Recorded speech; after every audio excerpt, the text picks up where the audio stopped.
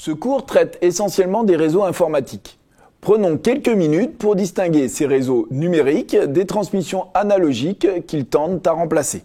Historiquement, avant l'invention du transistor et la révolution du numérique, les transmissions étaient analogiques.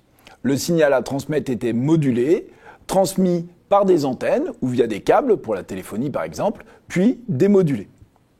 En parallèle du développement des réseaux informatiques, et donc numériques, la numérisation a gagné l'ensemble des services de communication.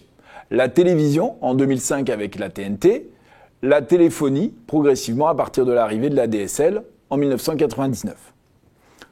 Pour une transmission vidéo, l'image est captée directement de manière numérique par des cellules CCD. Le son, lui, est converti en signal numérique avant d'être modulé. À l'arrivée, un convertisseur numérique analogique reconstruit le signal sonore à partir du signal numérique reçu. La radio reste une des seules transmissions analogiques grand public. La diffusion via la radio numérique terrestre doit démarrer à la fin de l'année 2021. Le succès des transmissions numériques est lié à plusieurs de leurs avantages. La qualité nominale est constante dès que l'on passe au-dessus d'un faible rapport signal sur bruit.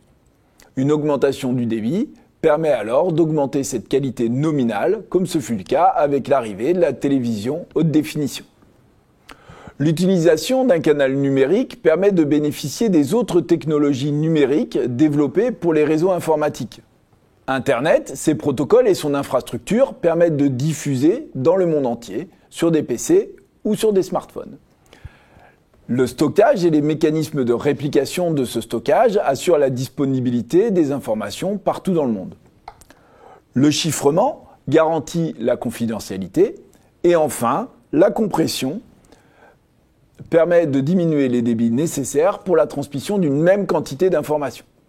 Si la compression sans perte est indépendante de l'information transmise, la compression avec perte dépend de la nature du signal.